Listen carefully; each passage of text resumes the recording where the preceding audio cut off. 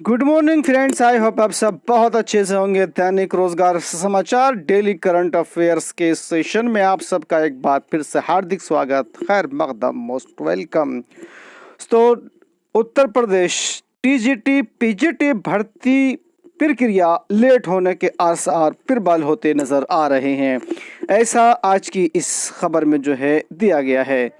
आप देख सकते हैं कि माध्यमिक शिक्षा सेवा चयन बोर्ड द्वारा उत्तर प्रदेश के विज्ञापन वर्ष 2022 टीजीटी एंड पीजीटी भर्ती प्रक्रिया लेट होने के आसार बन गए हैं।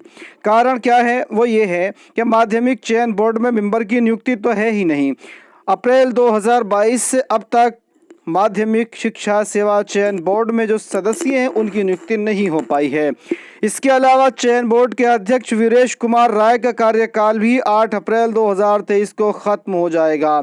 यूपी टीजीटी 2022 भर्ती प्रक्रिया में पदों की संख्या काफी कम है। जीव विज्ञान में तो कुल 50 पद हैं। जीव विज्ञान संघर्ष मोर्चा अध्यक्ष जितेंद्र यादव बताते हैं कि जीव विज्ञान में कम पद को लेकर कई बार माध्यमिक शिक्षा के कौशल किशोर से मुलाकात और चयन बोर्ड के अध्यक्ष से फोन पर बात हुई। बातचीत में उन लोगों ने बताया कि जीव विज्ञान में कम पद आने के लिए विद्यालय जिम्मेदार हैं।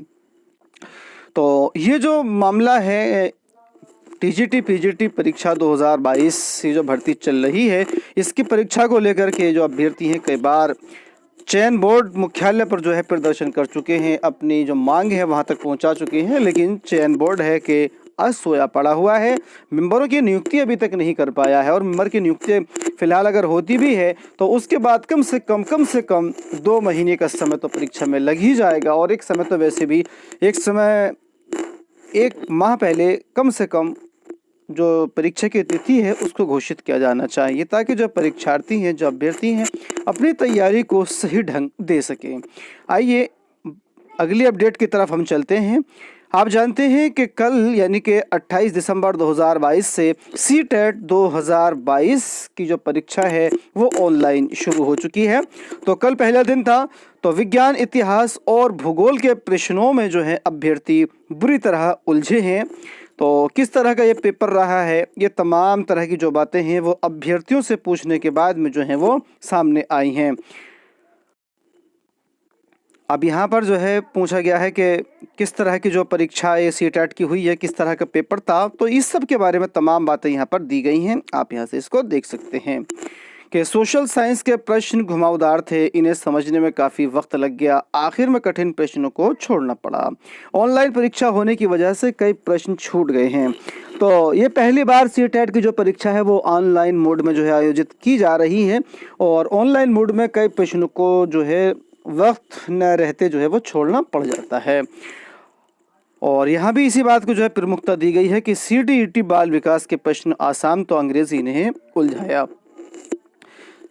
और इसके अलावा सीटेट परीक्षा का जो पूरा शेड्यूल है वो जारी कर दिया गया है। अभी तक सिर्फ 2 तिथि यानी कि 28 और 29 दिसंबर का जो शेड्यूल था जारी किया गया था और उसी के एडमिट कार्ड जारी किए गए थे।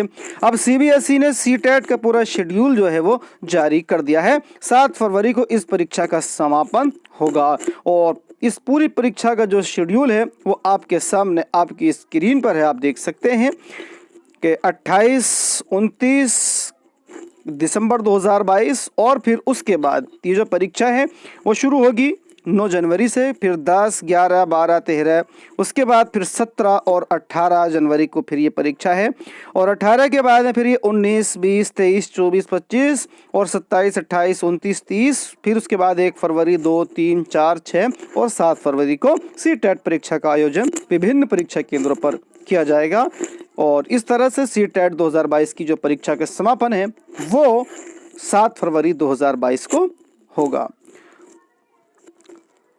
और कई विभागों में रिक्त पद भरने की प्रक्रिया वो शुरू कर दी गई है। बात हो रही है यहाँ पर दिल्ली की।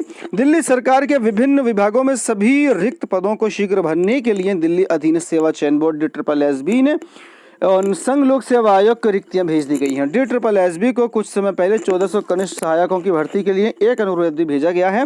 उपराज्यपाल VK सक्सेना ने सेवा विभाग और मुख्य सचिव को सरकार के विभिन्न विभागों में नौकरियों तथा तैनाती के अधिक अवसर प्रदान करने के लिए सभी कदम उठाने के लिए निर्देश दिए थे। इसी के साथ साथ UPSSC से चयनित आबकारी विभाग में नवचयनित 23 सिपाहियों को नियुक्ति पत्र जल्द दिया जाएगा। 376 अभ्यर्थियों को नियुक्ति पत्र जो है वो मिल चुका है। ये भर्ती 2016 में समाजवादी सरकार के कार्यकाल के दौरान निकाली गई थी, लेकिन अभी तक पूरी नहीं हो सकी है। दोस्तों, एक बड़ा प्रश्न जो कि करंट अफेयर से है, आपको आगामी प्रतियोगी परीक्षाओं में देखने को मिलेगा। इसे आप नोट कर लीजिएगा कि ऑस्ट्रेलिया संघ FTA आज से लागू, 6000 से ज्यादा उत्पादों के निर्यात पर नहीं देना होगा शुल्क। जी हाँ, भारत और ऑस्ट्रेलिया के बीच अंतरिम मुक्त व्यापार समझौता FTA बृहस्पतिवार यानी 29 दिसंबर से लागू हो जाएगा। समझौते के तहत भारतीय निर्यातकों को अब ऑस्ट्रेलिया में कपड़ा और चमड़े समेत 6000 से अधिक उत्पादों के निर्यात शुल्क नहीं देना पड़ेगा। और 2021-22 में 8.3 अरब डॉलर का निर्यात किया है भारत ने ऑस्ट्रेलिया को।